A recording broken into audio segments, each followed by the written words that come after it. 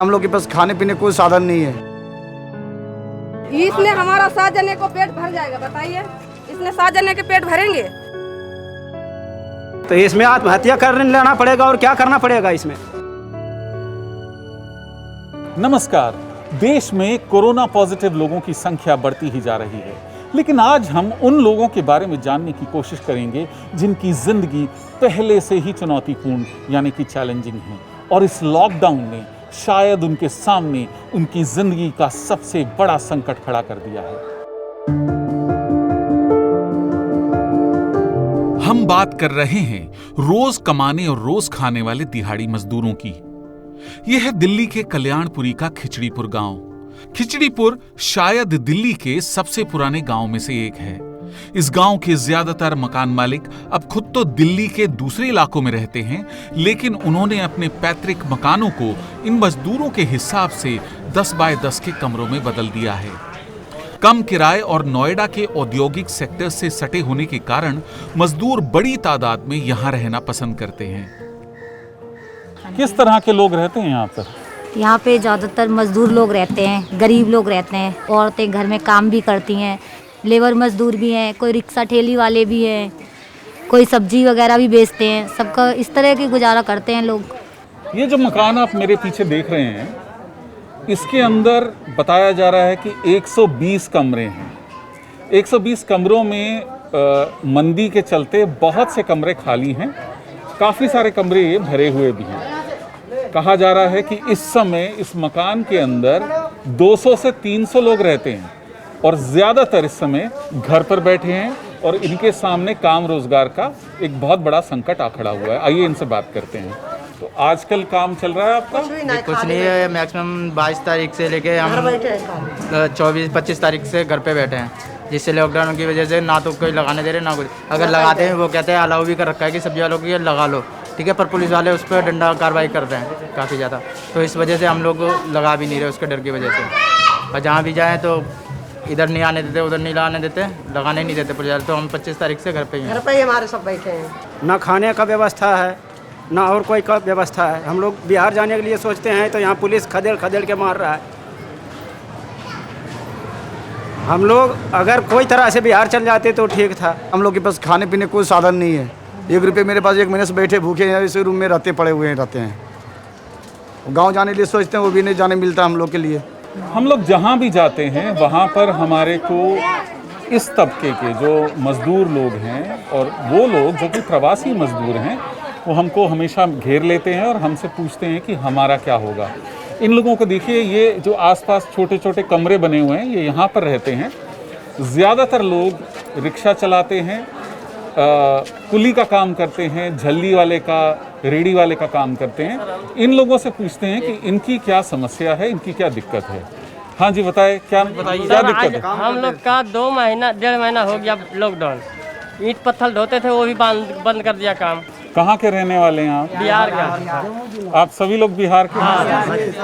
यहाँ जो इतना है सब बिहारी का है और कोई खाने का व्यवस्था नहीं है। काम धंधा तो 22 तारीख से ही लॉकडाउन हुआ, अभी तक चल ही नहीं रहा है। हमके पास तो पैसा भी नहीं कि खाना खाएंगे। आप लोग मुझे बताइए कि आप में से कितनों के पास में राशन कार्ड है? आप लोगों के पास आधार कार्ड है? गाँव का है। गांव का है?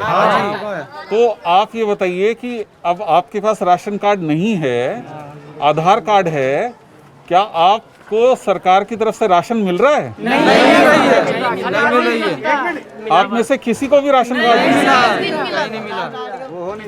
बटने के लिए सर स्टार्ट होता है, जाता हूँ कहता कि खत्म हो गया, जाओ जाओ जाओ जाओ, भागो यहाँ से, भीड़ लग रही है, भागो। ये बताइए कि जब आपके पास काम रोजगार नहीं है, आपका गुजारा कैसे चल रहा है, जरा मुझे समझाइए। गुजारा हुई सर, जो 10 दिन 15 दिन लॉकडाउन से पहले आया हूँ, जो कमा के रखा है 1500 रुपया हुई, किसी तरह से चला रहा हूँ, खा रहा हूँ। आपसे 500 रुपया ले रहा हूँ, किसी और से नहीं तो नहीं मिला तो गांव से पैसे मंगा के किसी तरह से जान बचा रहा हूँ। जो सरकार की तरफ से बना हुआ खाना, पका हुआ खाना आप लोगों तक पहुँच रहा है कि नहीं पहुँच रहा? सर कोई खाना नहीं पहुँच रहा। जाते हैं नंबर में, आधा आदमी देता है, उसके बाद खत्म हो जाता है खाना, डंडा मार के भगा देता है। हम लोग क्या करें? तमाम दावों के बावजूद जमीनी हकीकत कुछ और ही है।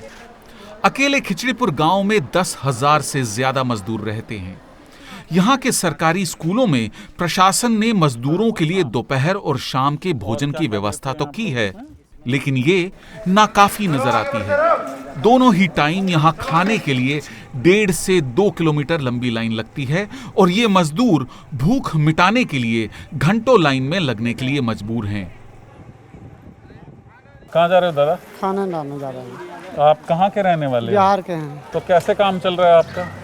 ऐसी काम कभी खाना मिलता है 12-1 बजे, शाम को मिलता, वही खाते हैं रहते हैं, और कोई तो पैसा उसे है नहीं। गवर्नमेंट ने हमें ऑर्डर किया हुआ है, आप इस स्कूल पे पर डे जो है सुबह 700 मेंबर का और शाम को 700 मेंबर पर्सन का खाना आप सप्लाई करोगे। कभी तो हम चावल के साथ राजमा दे देते हैं, कभी छोले देते हैं। एक चीज़ हमारी ये रहती है, जो हम सुबह देते हैं वो चीज़ हम शाम को नहीं देते। क्या ऐसा होता है कि कभी खाना कम पड़ जाए? ऐसा तो अभी तक हुआ नहीं, वैसे खाना यहाँ पे पूरा पड़ा है, लेकिन एक आध दिन से भीड़ ज़्यादा इकट्ठी हो और स्कूलों से भी यहाँ पे पब्लिक बढ़ जा रही है। उससे कुछ पर्सन छूट जा रहे हैं लास्ट में। तो रोज ये स्थिति होती है? रोज ही ऐसी स्थिति होती है। यही स्थिति होती है, पीछे हो जाओ। लंबी लाइन रोज ही लगाने पड़ते हैं। बहुत लंबी हो गई है। तो किसी दिन ऐसा हुआ है कि आपको नहीं मिला? कभी कभार ऐसा होता है कि मिलता भी नहीं। कल समझो शाम को तो मिल गया, थोड़ा ही मिला था। आज भी दोपहर भी थोड़े से चावल दिए थे, उसी से गुजारा किया है अभी। जिसके घर में 6 मेंबर हैं, बारात घर जा रहे हैं खाना लेने के लिए, तो वो इतना खाना दे रहे हैं कि 2 आदमी खा सकते हैं खाना बस। अब बताओ, या तो 6 के 6 घर वहाँ जाएं खाना लेने के लिए। क्वालिटी इतनी बढ़िया खाने की कि आदमी बस वो खा ही नहीं सकता। इसने हमारा 7 जने को पेट भर जाएगा, बताइए। इसने 7 जने के पेट भरेंगे? हाँ, 7 जने कितने लोगों के पेट भर लेंगे हम? एक तो रोजी रोटी नहीं हमारा दिए, ये चावल भी देते हैं तो थोड़ा ही देते हैं। हाँ, फिर भी धक्के मार के भगाते हैं कि बच्चे के ले जा, बच्चे जाते हैं तो भगाते हैं। इसमें क्या है दूसरे में? दूसरे ने ये दे हैं, कढ़ी दिए हैं, राजमा। अब बताइए, ये खा के मार के झोर बना के देंगे या कहेंगे कि हम पब्लिक के भलाई कर रहा हूँ? ये भलाई है? कम से कम इतना सोचो पब्लिक के कि हाँ, ये रोटी रोजी चलने दो उसको। जो छोटा मोटा, अरे बड़े आदमी के बंद किए तो वो तो घर के बिजनेस है, किराया से खा लेगा। हम सब क्या करके खाएंगे? मकान दर मकान, गली दर गली, यही कहानी है। लॉकडाउन को 1 महीने से ऊपर हो चुका है।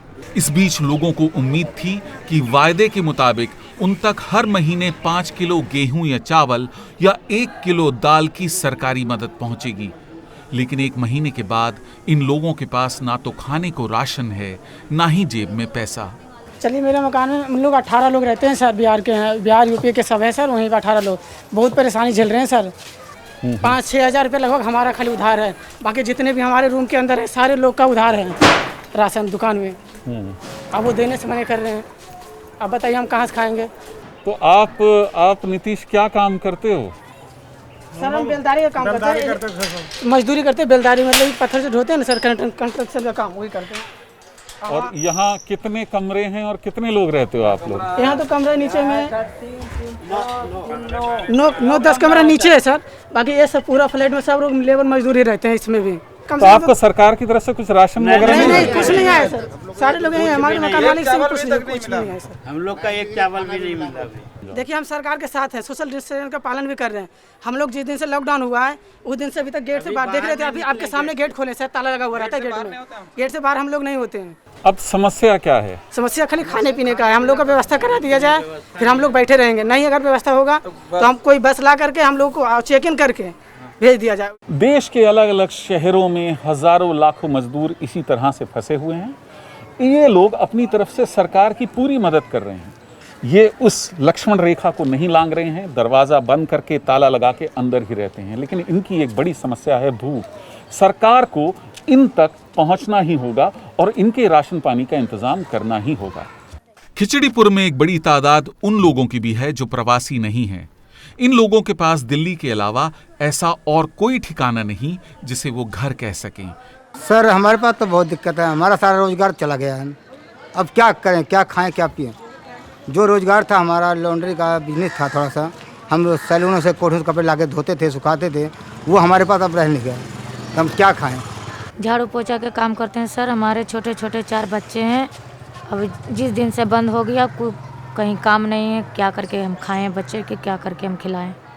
हमारे आदमी भी नहीं है, हम कमाते थे, हम खिलाते थे। काम बंद हो गया, अब घर बैठे क्या करेंगे। यहाँ मकान मालिक तो किराया माफ भी नहीं करेगा, राशन पानी कहाँ से लाएंगे, कहाँ से खाएंगे। सरकार घर वाला लेबर के काम भी करते हैं, वो भी बैठे हैं। सर मैं फेस 2 में पॉकेट 4 में प्रेस करती थी और इस समय 1 महीने से बंद पड़ा है सर। बहुत परेशानी हो गई है मेरे को, और स्कूल में ला के खाना खा रहे हैं सर, किसी तरह टाइम पास कर रहे हैं सर। हमारा दिक्कत ये है कि शौचालय में 5 रुपये लेते हैं। अब बताओ शौचालय में क्या है, उसने हमारा खाने का ठिकाना नहीं है, और तुम्हें हम 5 रुपये कहाँ से शौचालय ने देंगे।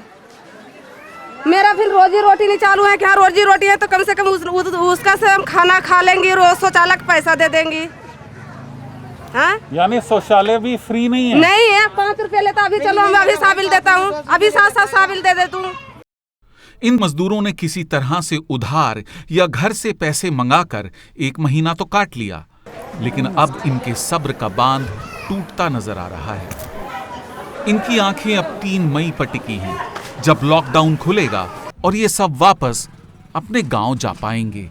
अगर 3 तारीख को भी लॉकडाउन खत्म नहीं होता, अगर 2 हफ्ते के लिए और बढ़ जाता है, तो आप लोगों की स्थिति क्या होगी? तब सर हम लोग को लास्ट में रास्ता पकड़ना पड़ेगा, और को इसके अलावा पैदल निकलना। 3 तारीख तो लास्ट हम लोग डेट देख रहे हैं सर। लास्ट में चाहे जो होने होगा रास्ता पैदल चले, जैसे भी जाना होगा चला जाएंगे लास्ट में। मान लो अगर 3 तारीख को लॉकडाउन और बढ़ गया तो फिर आप लोग क्या करोगे? क्या करेंगे? अब मारेंगे डगाएंगे, फिर भी निकल जाएंगे यहाँ से। क्या करेंगे? रास्ता नहीं मेरे पास, यहाँ भी भूखे मरेंगे, इसी रास्ते में मरेंगे भूखे हुए। और क्या कर सकते हैं, हमारे पास तो कोई रास्ता है ही नहीं यार। अब 3 तारीख को अगर लॉकडाउन नहीं खुला और 2 हफ्ते के लिए बढ़ गया तो इसमें आत्महत्या कर लेना पड़ेगा। और क्या करना पड़ेगा इसमें कोई उपाय है नहीं मेरे पास। आप लोग अगर गांव चले गए साथ सब लोग जी, तो आपके साथ में बीमारी भी जाएगी। सर चेकअप करके भेज दीजिए ना, चेकअप करके भेज दीजिए, हमें कोई इतराज नहीं है। यानी कि आप सब लोग ये इस बात के लिए तैयार हैं कि आप सबका चेकअप हो, और जो लोग ठीक निकले वो गांव चले जाएं, और जो लोग ठीक नहीं निकले बंद करके रख दो, उनको यहाँ पर पूरा इलाज, यही डिमांड है आप।